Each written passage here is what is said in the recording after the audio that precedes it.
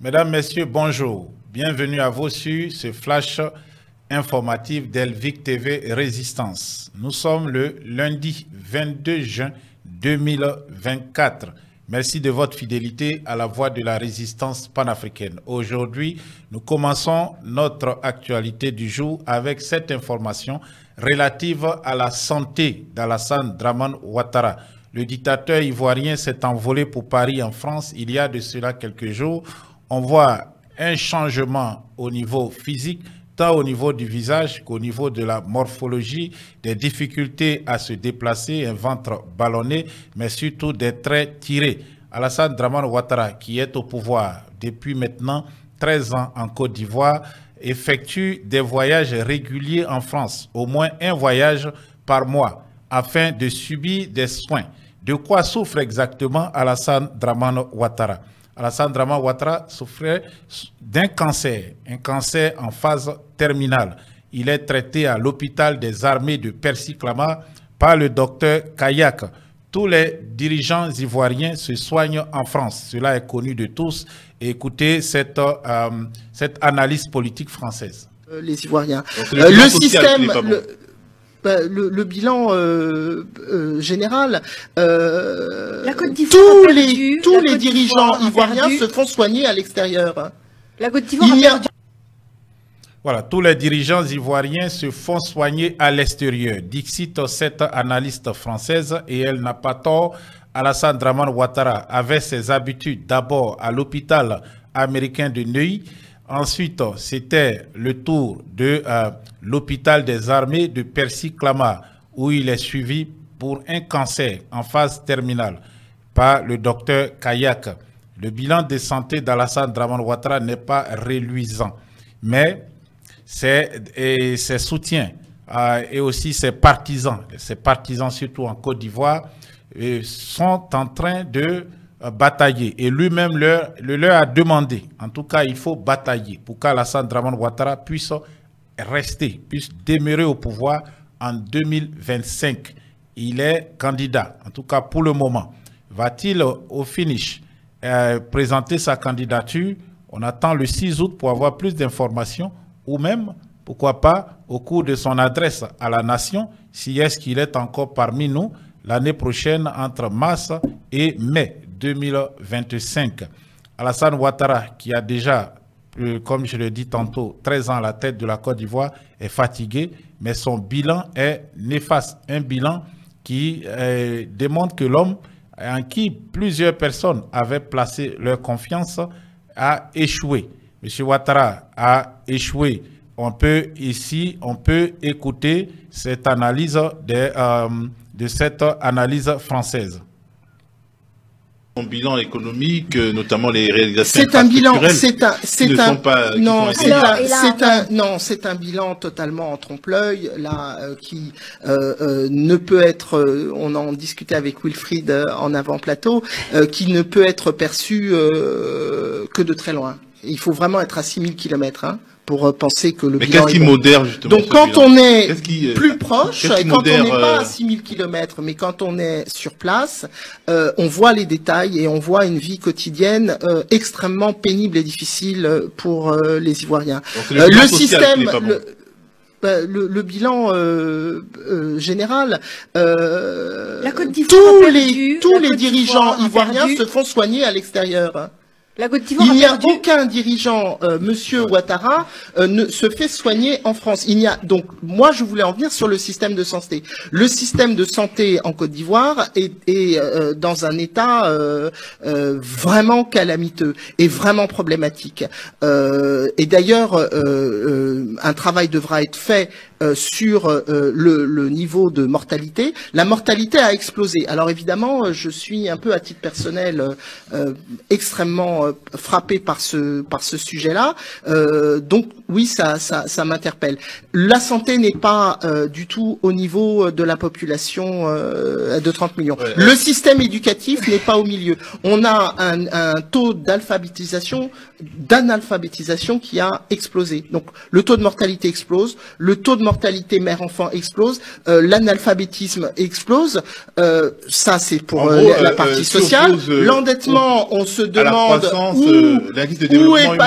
où sont passés les milliards d'endettement, parce que la réalité de l'équipement du pays n'est pas là. Sans parler des dégâts écologiques qui n'ont pas du tout été entre la déforestation, la pollution des sources. Quand ils prennent le micro, il voilà.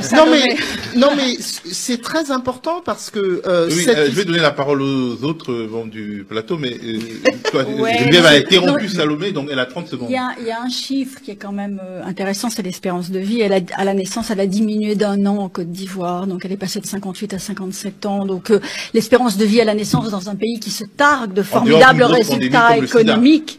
Oui, absolument, en dehors, oui. Parce qu'à l'époque, ça a baissé beaucoup à cause du sida. Là, le sida a été reculé. Voilà, mais alors là, 57 ans, et rappelons de quel âge il est en France 14, non 78. Voire 81 pour les femmes.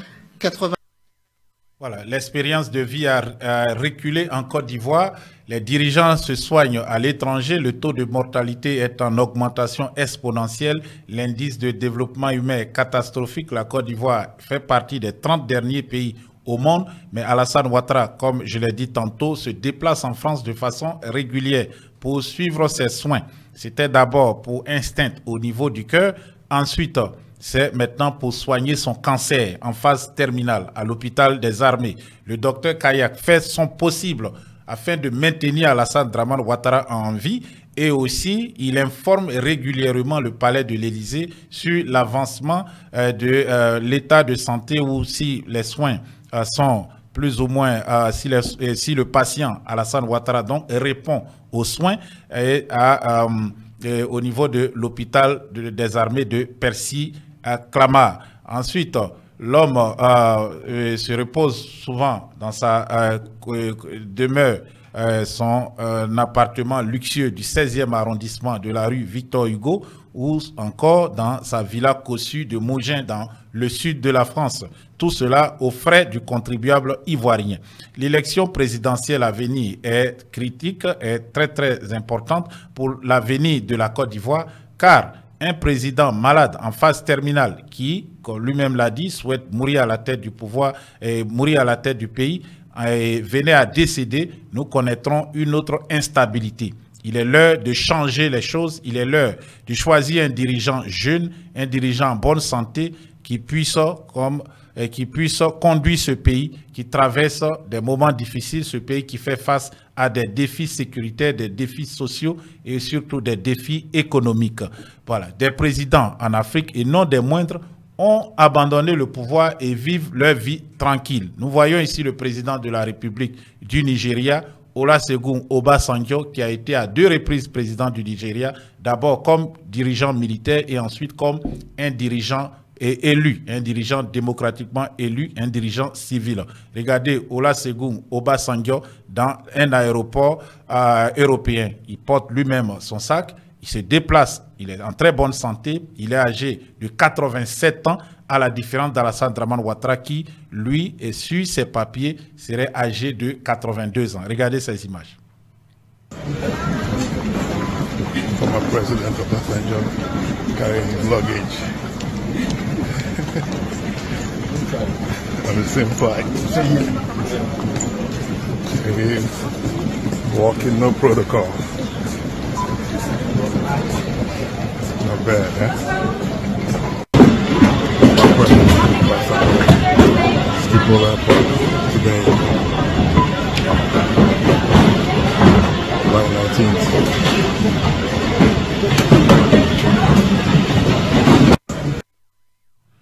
Olusegun Obasanjo a été le président militaire qui a remplacé le président assassiné Murtada Mohamed en 1979. C'est le premier président à transmettre le pouvoir démocratiquement à un civil élu. Il s'agit de Serrou Sangari qui a été président jusqu'en 1983, renversé par voilà, l'ex-président qui vient à peine de quitter, voilà, et le général, bon, son nom est parti. Alors, Obasanjo est parti dans la vie civile, il s'est lancé dans des activités dans l'entrepreneuriat agricole.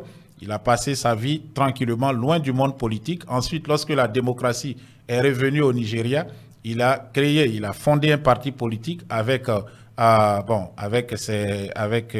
des personnes avec qui il avait travaillé, avec aussi des intellectuels, des hommes d'affaires, etc. Et ce parti a remporté les élections présidentielles. Il a servi ses 2 mandats constitutionnels. À la fin de ces 2 mandats, il s'est retiré. Il a transmis le pouvoir à un autre président, au président élu. Voilà. Et depuis lors, il vit paisiblement sa retraite. Vous le voyez, 87 ans, et en très bonne santé. Il marche sans garde du corps, sans sécurité, car il n'a fait du mal à personne. C'est un homme qui vit une vie simple. Il est aussi très actif, pratique beaucoup le sport. À 87 ans, on dirait quelqu'un qui en avait 20 de moins. Mais ce n'est pas le cas pour le chef de l'exécutif ivoirien, le président Alassane Dramane Ouattara, qui officiellement a 82 ans, mais avec la démarche, comme on peut le voir, d'un grand malade. Un grand malade, peut-être qui s'ignore, bon, peut-être pas, car il se rend régulièrement en France pour des soins, pour suivre son cancer terminal et d'autres pathologies aussi pour ce vieil homme. Et il veut encore se maintenir à la tête de l'État de Côte d'Ivoire en 2025. Qu'adviendra-t-il? Alassane Dramane Ouattara atteindra-t-il 2025? Nous lui souhaitons tout le bonheur du monde. Nous souhaitons qu'il vive assez longtemps que possible pour voir les changements que la Côte d'Ivoire va connaître. Mais pensez-vous qu'Alassane Dramane Ouattara atteindra 2025? Pensez-vous qu'avec son état de santé en phase terminale d'un cancer, pensez-vous qu'il puisse encore diriger la Côte d'Ivoire? Pensez-vous aussi qu'il ne serait pas temps pour M. Ouattara de laisser le pouvoir à quelqu'un de plus jeune, quelqu'un de plus vaillant, quelqu'un accepté par tous, afin que ce pays puisse connaître la paix, la stabilité et surtout le développement harmonieux qui profite à tous les Ivoiriens? Mettez en commentaire votre opinion. Merci de votre fidélité. On se retrouve tout à l'heure pour d'autres éditions de l'Éléphant debout sur Elvic TV.